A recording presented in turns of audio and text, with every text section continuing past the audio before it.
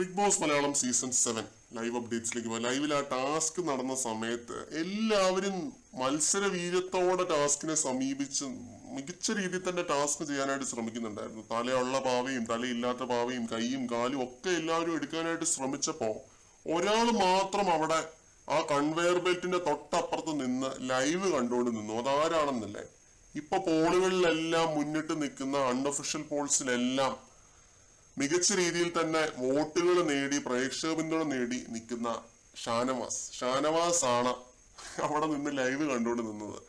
എന്ത് കഷ്ടമാണെന്ന് പറയാം. സാബുമാൻ പോലും ഗെയിമിലൊന്നും ഒരു രീതിയിലും ആക്റ്റീവ് അല്ലാത്ത സാബുമാൻ പോലും ഈ ഒരു ഫിസിക്കൽ ടാസ്ക് വന്നപ്പോ മികച്ച രീതിയിലേക്ക് കളിക്കാനായിട്ട് ശ്രമിച്ചു.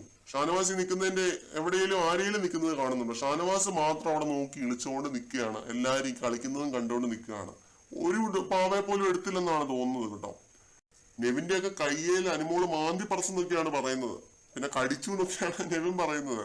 അപ്പൊ അങ്ങനെയുള്ള ആ ഒരു സമയത്ത് അത്രയും കഠിനമായ ഒരു ഫിസിക്കൽ ടാസ്ക് നടന്നുകൊണ്ടിരിക്കുന്നതിന്റെ ഇടയ്ക്ക് ഷാനവാസ് അവിടെ ഇങ്ങനെ നോക്കിക്കൊണ്ട് നിൽക്കുന്നത് കണ്ടിട്ട് എനിക്ക് സത്യമായിട്ടും ദേഷ്യം വന്നു. കാരണം ഒരു ടാസ്ക് ബിഗ് ബോസ് കൊടുക്കുന്ന സമയത്ത് ബിഗ് ബോസിനെ ബഹുമാനിച്ച ടാസ്ക് ചെയ്യുക എന്നുള്ളതാണ്.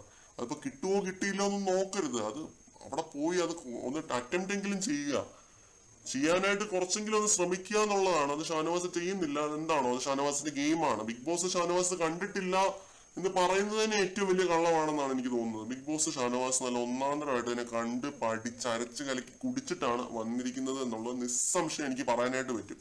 ഈ നിപ്പ് കണ്ടാൽ തന്നെ അറിയാം. സീസൺ 5-ലും 6-ലും ഒക്കെ നമ്മൾ കണ്ടിട്ടുള്ള നിപ്പ് തന്നെയാണ്. പലരും ലാസ്റ്റ് ഫേസിലോട്ട് അടുക്കുമ്പോ ഞാൻ ജയിക്കും എന്ന് പറഞ്ഞ് നിൽക്കുന്ന നിപ്പാണ്.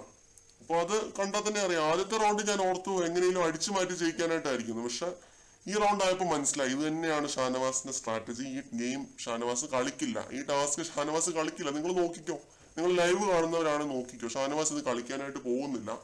അടിച്ചു മാറ്റി ഒന്നും ഷാനവാസ് ഈ ടാസ്ക് ചെയ്യില്ല എന്നാണ് എനിക്ക് തോന്നുന്നത്. ഞാൻ ഷാനവാസിനെ വെറുതെ വിമർശിക്കുവല്ല, ലൈവ് കണ്ടവർക്ക് ഞാൻ പറയുന്നത് മനസ്സിലായിട്ടുണ്ടാവും. കൂടുതൽ അപ്ഡേറ്റ്സുമായിട്ട് വീണ്ടും കാണാം.